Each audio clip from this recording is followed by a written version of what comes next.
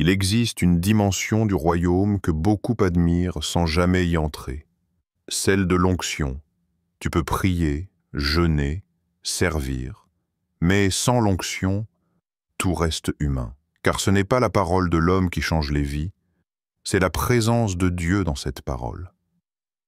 Ce n'est pas le geste du croyant qui guérit, mais la main invisible du Saint-Esprit qui agit à travers lui. L'onction, c'est ce feu céleste qui transforme une simple vie en instrument divin.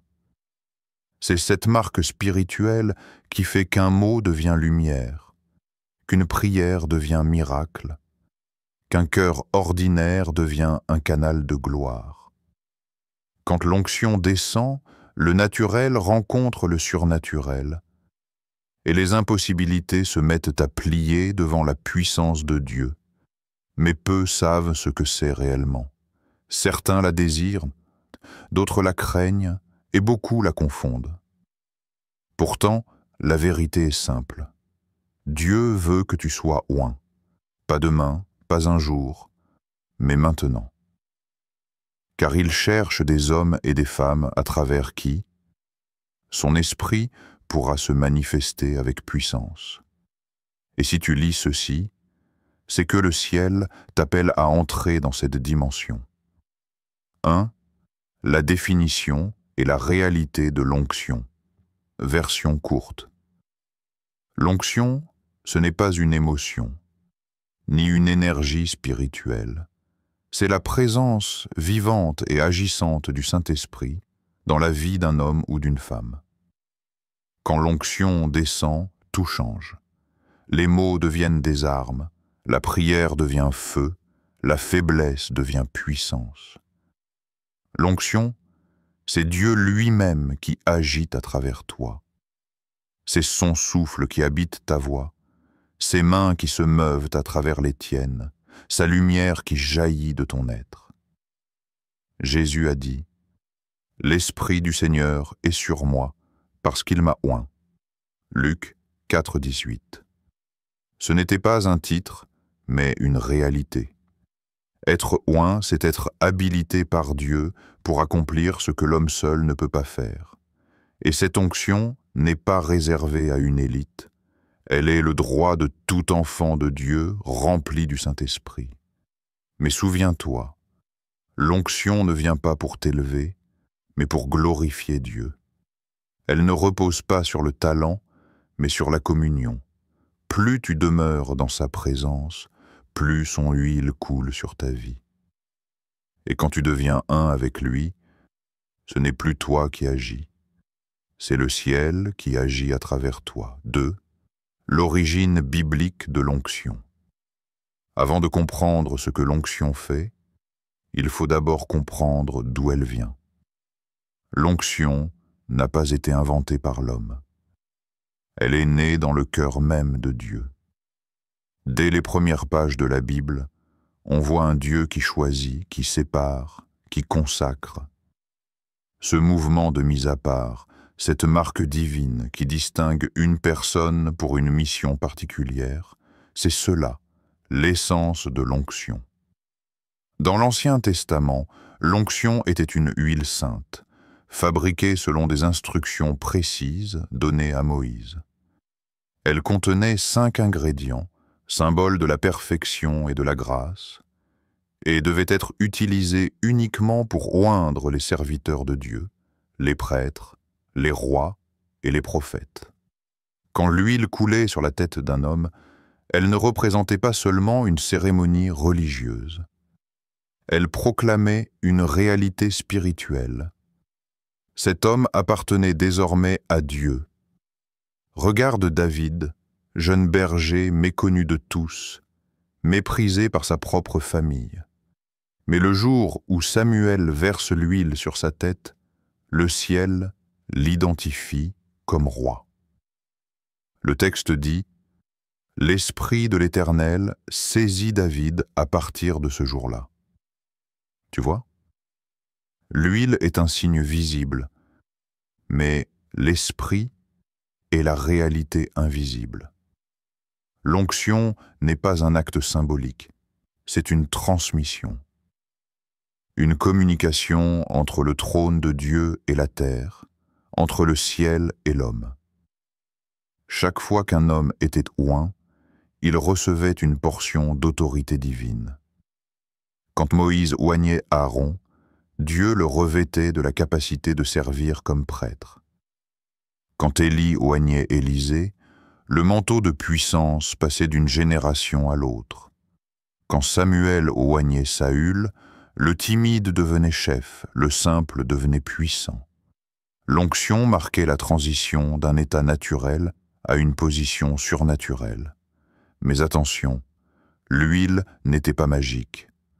Sans obéissance, l'onction se retirait. Saül en est la preuve. L'homme qui avait été oint est devenu rejeté parce qu'il a préféré sa volonté à celle de Dieu. L'onction n'est pas une garantie éternelle, c'est une responsabilité spirituelle. Tu peux être oint aujourd'hui, mais si tu méprises la présence de Dieu, l'huile se dessèche. L'onction, dans l'Ancienne Alliance, servait aussi à prophétiser l'œuvre à venir du Christ. Chaque roi oint, chaque prophète oint, chaque prêtre oint annonçait le véritable oint, le Messie. En hébreu, Messia signifie « celui qui est oint ». Autrement dit, toute onction dans l'Ancien Testament n'était qu'une ombre, une image, un écho du Christ à venir. Jésus est l'incarnation parfaite de l'onction, l'Esprit de Dieu reposant sans mesure sur un homme.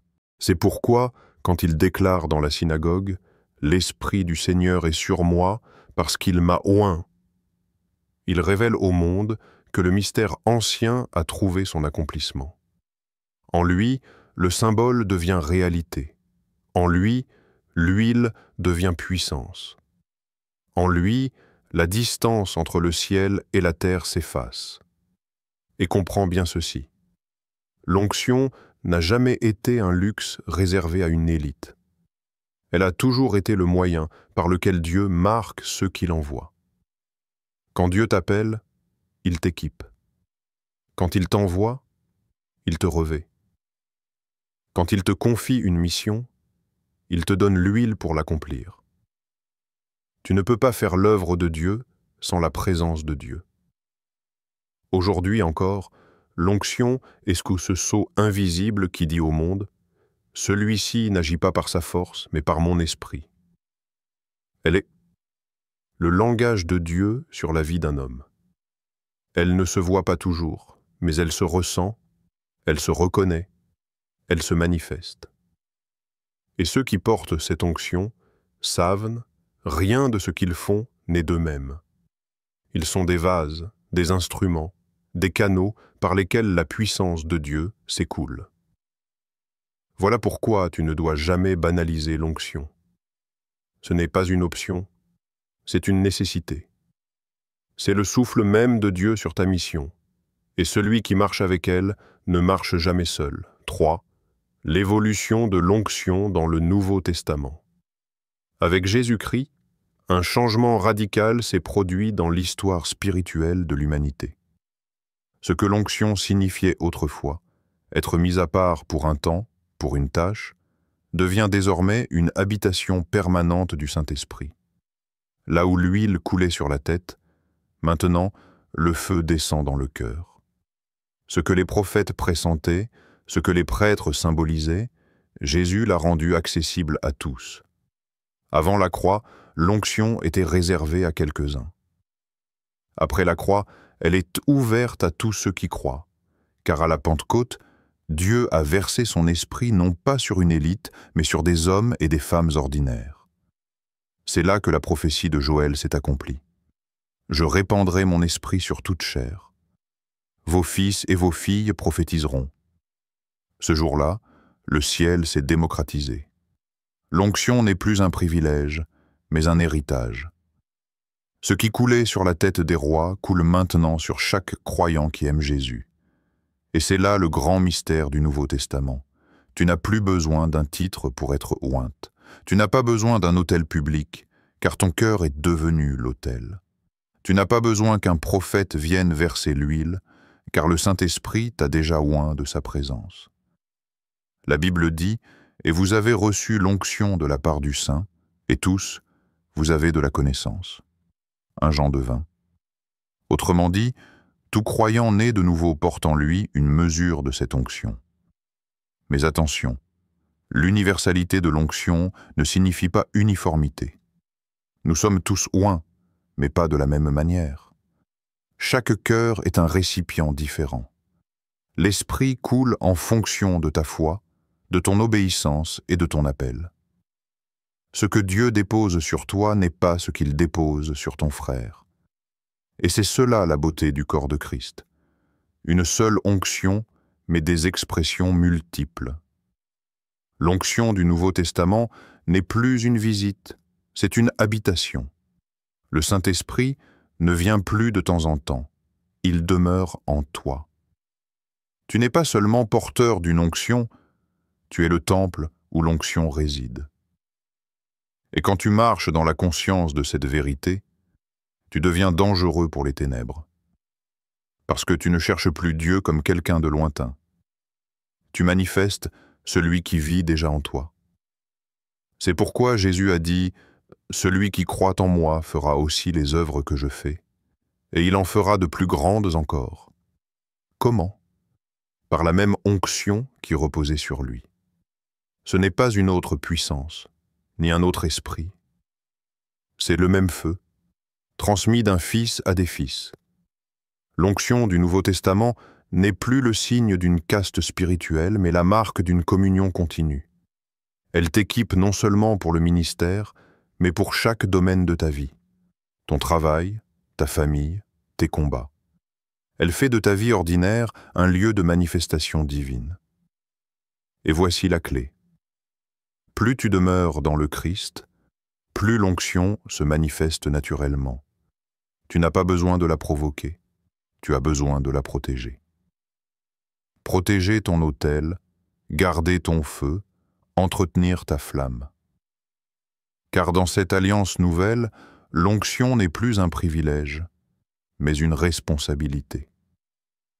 Dieu ne t'a pas oint pour que tu brilles, mais pour que tu serves. Et celui qui sert avec un cœur pur verra cette onction croître jusqu'à faire trembler les puissances du monde invisible. 4. L'onction comme signe de consécration. Il y a un mot que l'on oublie souvent lorsque l'on parle de l'onction, la consécration.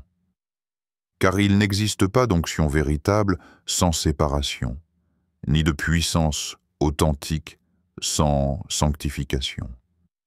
L'onction n'est pas donnée pour impressionner, mais pour mettre à part. Être oint, ce n'est pas seulement recevoir une capacité divine. C'est appartenir à Dieu d'une manière totale, irréversible, brûlante. Lorsque Dieu oint un homme, il ne le parfume pas, il le possède. L'huile sainte dans l'Ancien Testament n'était pas un accessoire spirituel. Elle était le sceau d'un engagement. Quand Aaron fut oint, il fut retiré du commun pour être entièrement consacré à Dieu.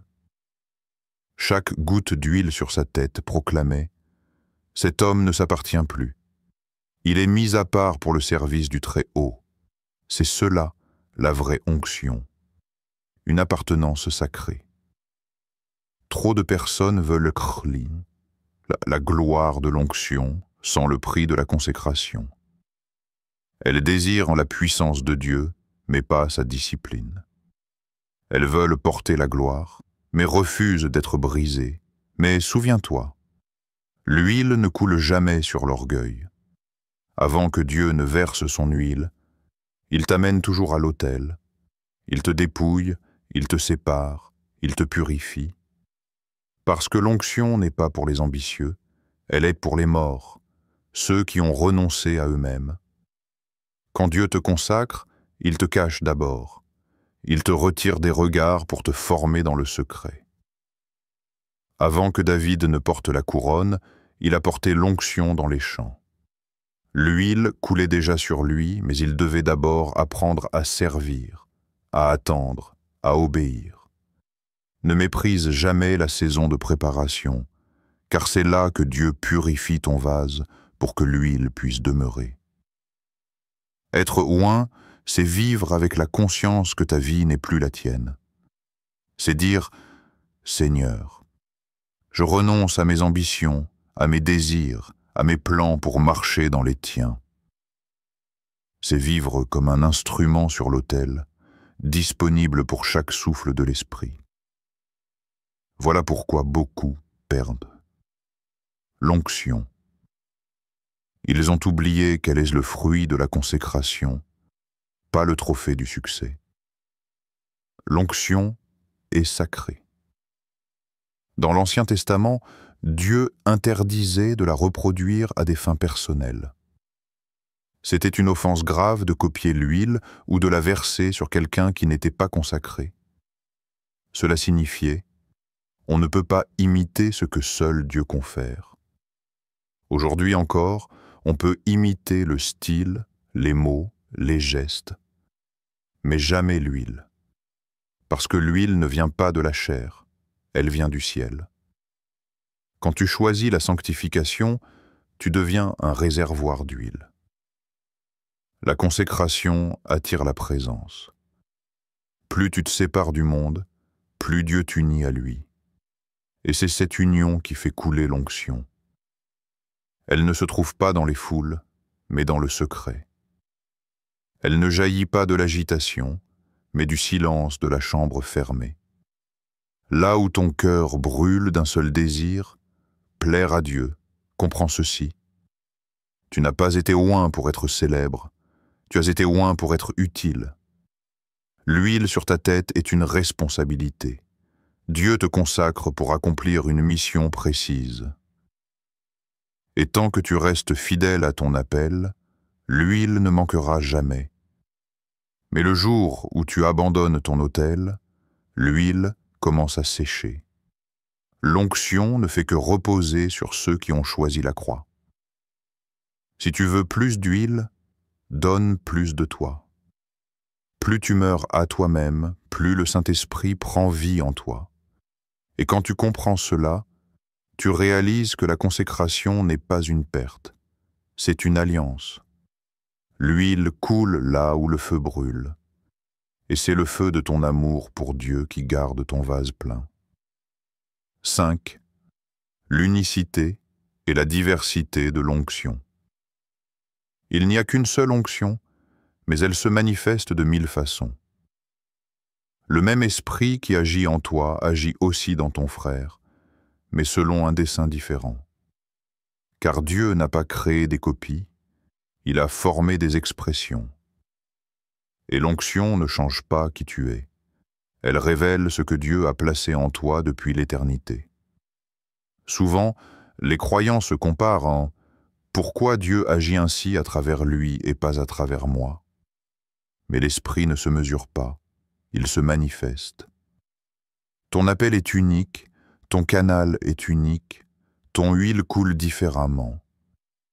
Regarde un fleuve, il a une seule source, mais ses bras se divisent pour arroser plusieurs terres. Ainsi est l'onction. Une seule source, le Saint-Esprit, mais des expressions infinies. C'est pour cela que la jalousie éteint l'onction. Quand tu compares ton huile à celle des autres, tu oublies que Dieu t'a câblé différemment. L'eau qui coule sur toi prend la forme du vase que tu es. Si ton vase est prophétique, l'onction se manifestera par la révélation. Si ton vase est pastoral, elle se manifestera par la compassion. Si ton vase est intercesseur, elle se manifestera par la puissance dans la prière. Ton câblage détermine ton écoulement.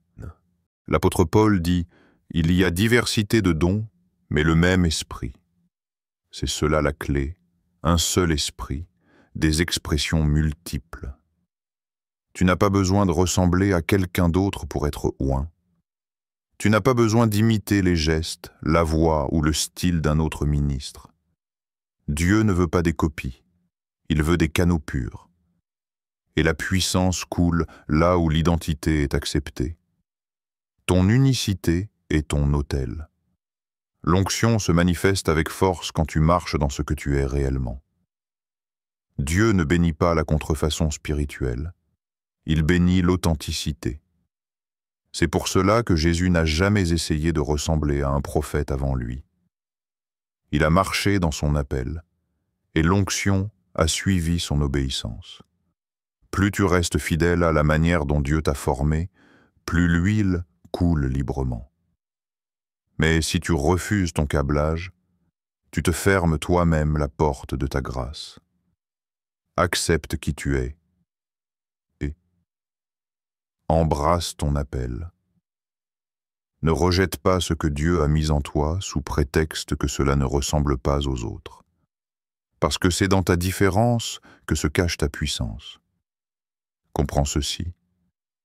Il n'y a pas plusieurs Saint-Esprits, il y a plusieurs récipients. Et chaque récipient, il libère une fragrance différente du même parfum céleste. Alors ne te compare pas, manifeste. Sois fidèle à ton canal, cultive ton don, laisse l'esprit se mouvoir librement à travers ta personnalité, ton histoire et ton caractère. Tu verras, plus tu t'acceptes comme Dieu t'a créé, plus ton onction grandira. Car le Saint-Esprit ne cherche pas la perfection, il cherche l'alignement. Et quand ton cœur est aligné à ton identité spirituelle, l'huile ne coule plus difficilement. Elle déborde. 6. Le lien entre l'onction et les dons spirituels.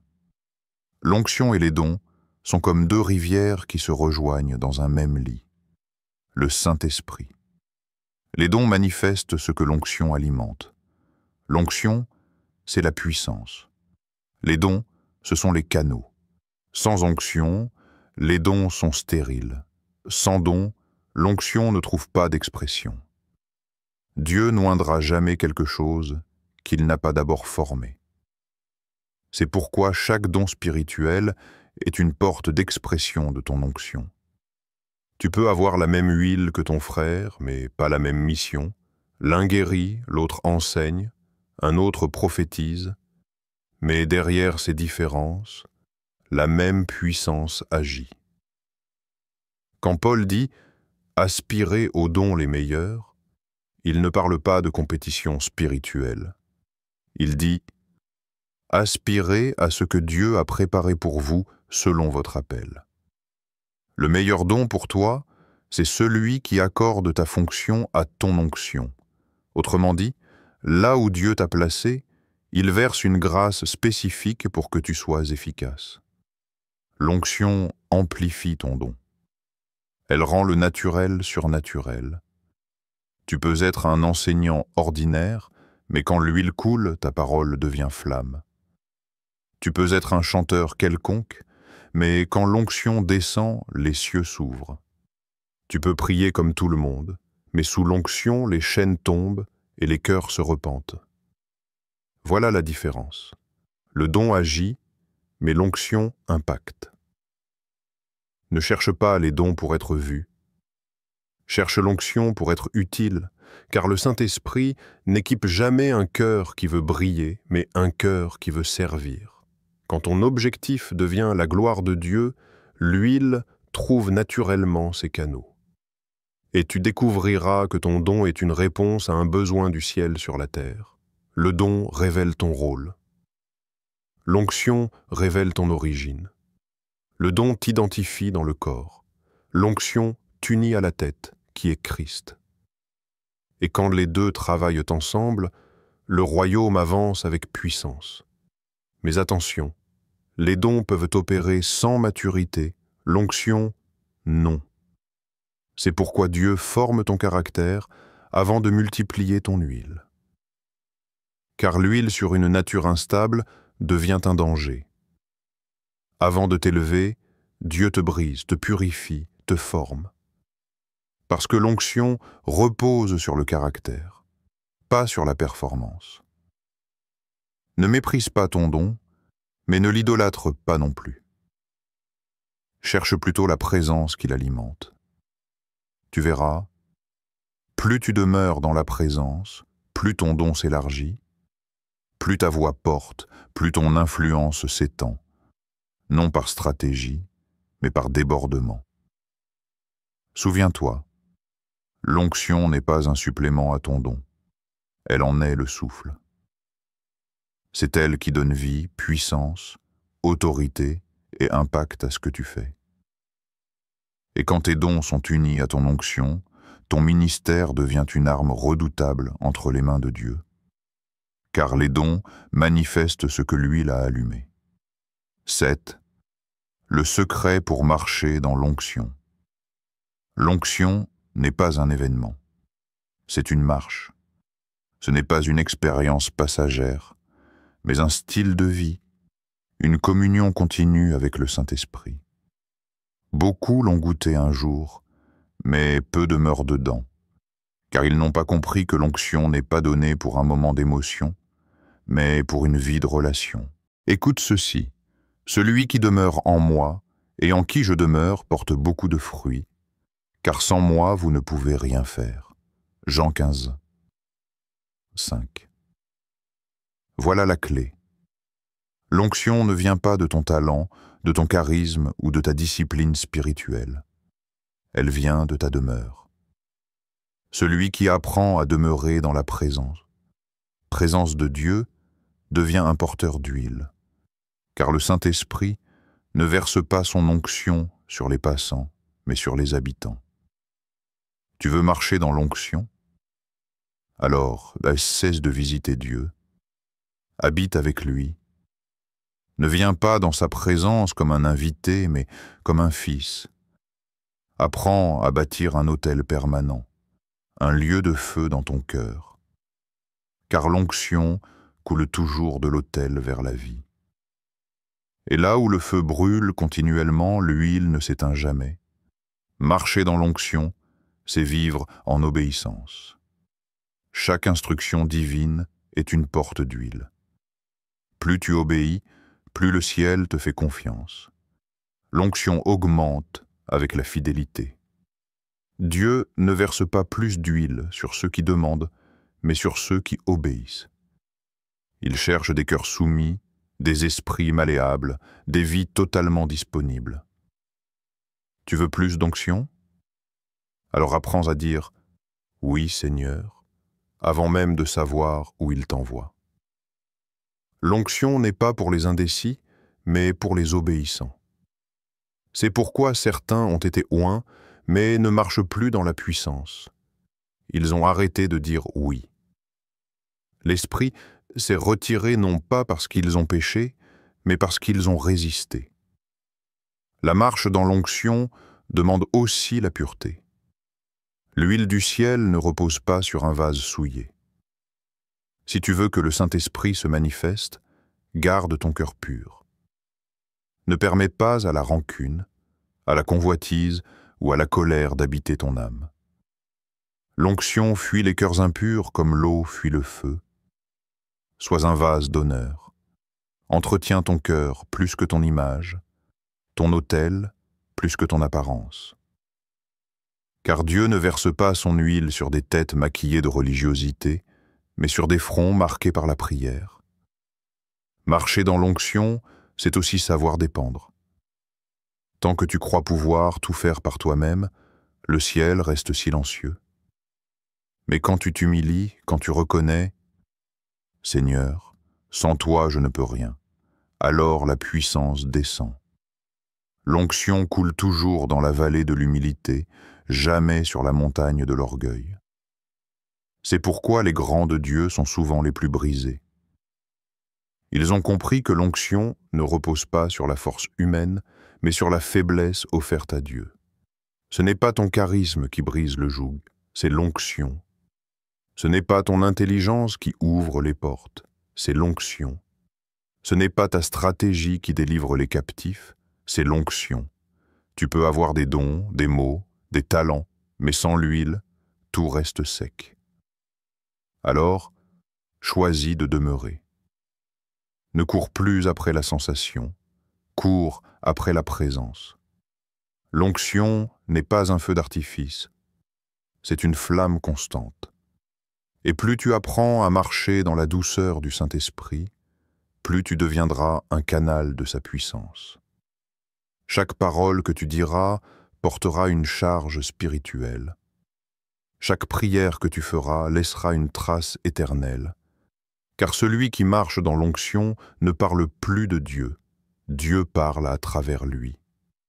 8. La foi comme canal de manifestation. Tu peux être oint, tu peux être consacré, tu peux être appelé, mais si tu n'as pas la foi, l'onction restera silencieuse. Car la foi est le canal par lequel l'huile coule. Sans foi, la puissance reste dormante. Sans foi, la promesse reste lettre morte. L'onction en toi attend ton oui, mais c'est la foi qui ouvre la valve spirituelle pour la libérer.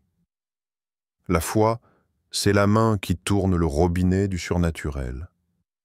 Tu n'as pas besoin de sentir quelque chose pour savoir que l'huile coule. Tu n'as pas besoin de frissonner pour savoir que Dieu agit, il suffit que tu crois. Et au moment même où tu crois, l'esprit commence à se mouvoir. L'onction agit à la mesure de ta foi.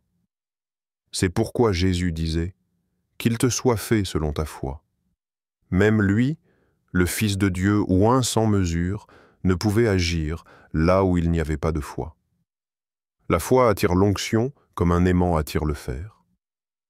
L'incrédulité, au contraire, la bloque. Tu peux avoir prié des années pour que Dieu t'utilise. Mais tant que tu doutes de ce qu'il a déjà mis en toi, tu neutralises ton onction. Ce n'est pas Dieu qui te retient, c'est ton incrédulité. L'onction n'attend pas que tu sois parfait, elle attend que tu crois. Crois que tu es choisi, crois que tu es équipé, crois que tu es envoyé. Et quand tu oseras agir par la foi, tu verras la puissance se manifester naturellement. La foi transforme la promesse en action. Tu peux connaître la parole, citer les versets, parler de l'onction, mais sans foi, ce ne sont que des mots. C'est quand tu crois que la parole devient chair en toi. Et c'est alors que l'onction se met à couler, à guérir, à délivrer, à restaurer. La foi donne à Dieu le droit d'agir à travers toi. La foi, c'est refuser de regarder à tes limites. C'est voir au-delà de ce que tu ressens. C'est dire, même si je ne sens rien, je sais que Dieu est là. Et c'est dans cette assurance que l'onction devient vivante, car l'huile n'obéit pas à l'émotion, elle obéit à la conviction. Tu veux voir la puissance de Dieu se manifester dans ta vie? Commence à agir comme si tu étais déjà oint. Ose poser les mains sur les malades. Ose proclamer la vérité. Ose prier avec autorité. Ne cherche pas à ressentir, cherche à croire. Car la foi est la preuve invisible d'une réalité spirituelle déjà acquise. Dieu a déjà tout mis en toi. La question n'est pas « As-tu reçu l'onction ?» La vraie question est « Et crois-tu qu'elle agit en toi maintenant ?» Car la foi ne parle pas au futur, elle parle au présent. Elle dit « Je crois que Dieu agit ici et maintenant. » Et quand tu dis cela avec ton cœur, le ciel réagit. Plus tu crois, plus l'huile coule. Plus tu déclares la parole, plus la puissance s'active. Ta foi est le moteur de ton onction, et le doute son frein. Alors refuse de douter. Refuse de limiter Dieu à ta logique. Refuse de marcher par la vue. Marche par la foi, et tu verras le surnaturel devenir naturel. Car pour celui qui croit, le monde spirituel devient une réalité quotidienne. Et c'est là que l'onction prend tout son sens. Ce n'est plus une promesse, c'est une démonstration. Tu ne portes plus l'onction seulement, tu la manifestes. Frère, sœur, souviens-toi, tu n'as pas besoin d'attendre que quelqu'un t'oigne pour marcher dans la puissance. Tu as déjà été marqué du sceau du Saint-Esprit. Tu as déjà reçu l'huile du ciel, elle coule en toi, elle brûle en toi, elle t'appelle à te lever. L'onction n'est pas une émotion que l'on ressent, mais une réalité que l'on manifeste. Et cette réalité s'éveille lorsque tu choisis la foi, la consécration et la communion. Ne cherche pas à imiter l'onction des autres. Manifeste la tienne. Dieu ne t'a pas créé pour copier, mais pour révéler une facette unique de sa gloire. Tu es un canal de feu, un vase préparé pour des temps de puissance. Mais cette onction ne coule que sur les cœurs intimes, humbles, obéissants et affamés de Dieu. Alors aujourd'hui, décide de raviver ton autel, de redonner ta vie à la prière, à la sainteté, à la présence. Car plus ton autel brûle, plus ton huile coule.